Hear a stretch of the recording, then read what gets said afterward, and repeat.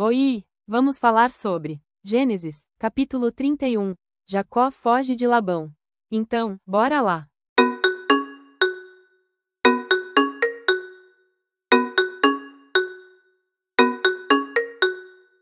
Antigo Testamento.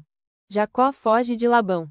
Jacó ficou sabendo que os filhos de Labão andavam dizendo o seguinte: Jacó está tirando tudo o que é do nosso pai. É às custas do nosso pai que ele está ficando rico. Jacó também notou que Labão já não se mostrava tão amigo como antes. Então o Senhor Deus disse a Jacó: volte para a terra dos seus pais, onde estão os seus parentes.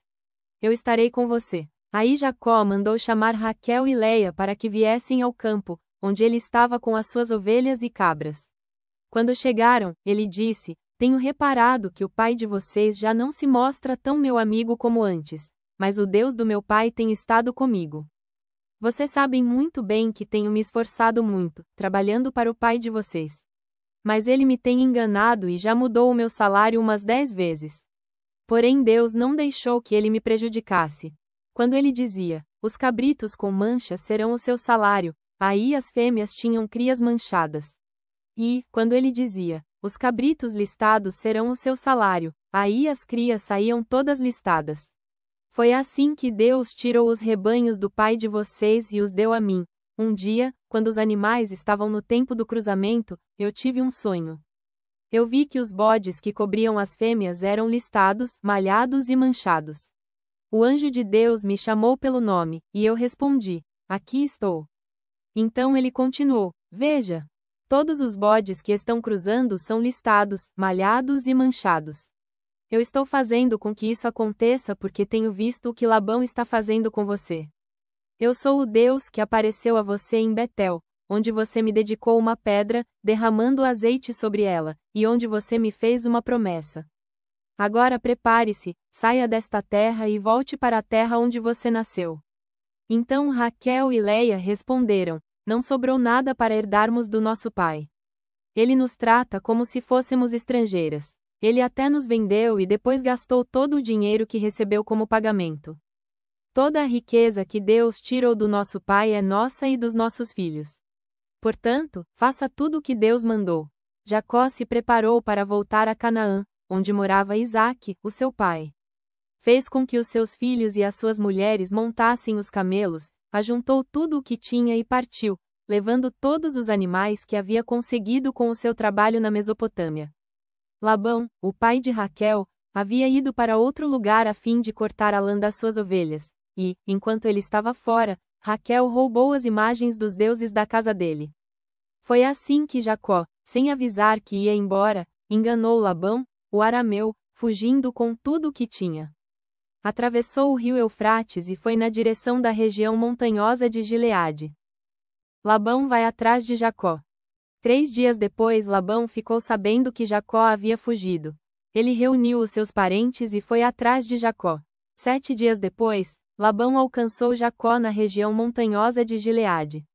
Naquela noite Deus apareceu num sonho a Labão, o arameu, e disse: cuidado! Não faça nada a Jacó. Labão alcançou Jacó na região montanhosa de Gileade, onde ele estava acampado. E Labão e os seus parentes acamparam no mesmo lugar. Aí Labão disse a Jacó: por que foi que você me enganou, levando as minhas filhas como se fossem prisioneiras de guerra? Por que você me enganou, fugindo desse jeito, sem me dizer nada? Se você tivesse falado comigo, eu teria preparado uma festa alegre de despedida, com canções acompanhadas de pandeiros e de liras. Você nem me deixou beijar os meus netos e as minhas filhas. O que você fez foi coisa de gente sem juízo. Eu poderia ter feito muito mal a vocês, mas na noite passada o Deus do seu pai me disse assim: cuidado! Não faça nada a Jacó. Eu sei que você foi embora porque tinha saudades de casa. Mas por que foi que você roubou as imagens dos deuses da minha casa? Jacó respondeu: eu fiquei com medo, pois pensei que o Senhor ia me tirar as suas filhas à força. Mas, se o Senhor achar as suas imagens com alguém aqui, essa pessoa será morta. Os nossos parentes são testemunhas. Se o Senhor encontrar aqui qualquer coisa que seja sua, pode levar.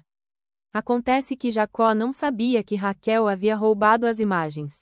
Labão entrou na barraca de Jacó, depois na de Léia e depois na das 2 escravas, porém não encontrou as suas imagens. Então foi para a barraca de Raquel. Aí procurou em toda parte, porém não achou nada, pois Raquel havia posto as imagens numa sela de camelo e estava sentada em cima. Ela disse ao pai: O Senhor não fique zangado comigo por eu não me levantar, mas é que estou menstruada. Foi assim que Labão procurou as suas imagens sem as encontrar.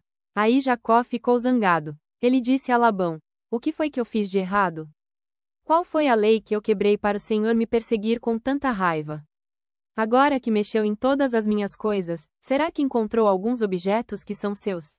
Pois ponha esses objetos aqui, na frente dos meus parentes e dos seus, para que eles julguem qual de nós dois está com a razão. Durante 20 anos que trabalhei para o Senhor, as suas ovelhas e as suas cabras nunca tiveram abortos, e eu não comi um só carneiro do seu rebanho. Nunca lhe trouxe os animais que as feras mataram, mas eu mesmo pagava o prejuízo. O Senhor me cobrava qualquer animal que fosse roubado de dia ou de noite. A minha vida era assim: de dia o calor me castigava, e de noite eu morria de frio. E quantas noites eu passei sem dormir! Fiquei 20 anos na sua casa. Trabalhei 14 anos para conseguir as suas 2 filhas e 6 anos para conseguir os seus animais. E, ainda por cima, o Senhor mudou o meu salário umas 10 vezes. Se o Deus dos meus antepassados, o Deus de Abraão, o Deus a quem Isaque temia, não tivesse estado comigo, o Senhor teria me mandado embora com as mãos vazias. Mas Deus viu o meu sofrimento e o trabalho que tive e ontem à noite ele resolveu a questão. Jacó e Labão fazem um trato.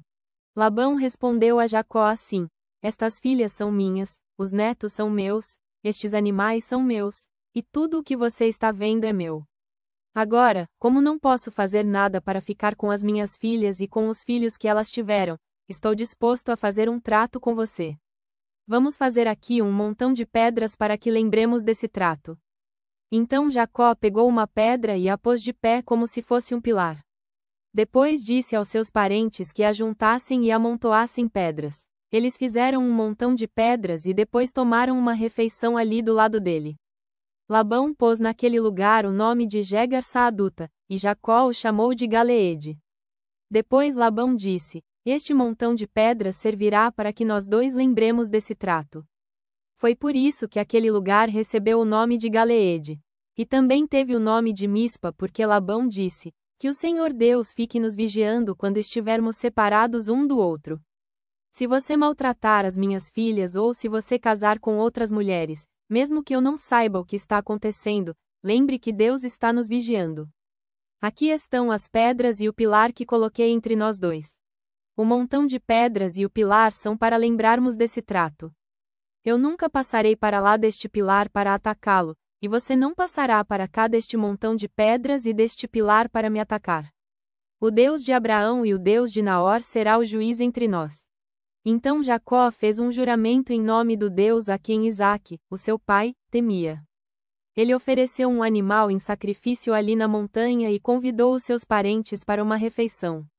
Naquela noite eles comeram e dormiram ali na montanha.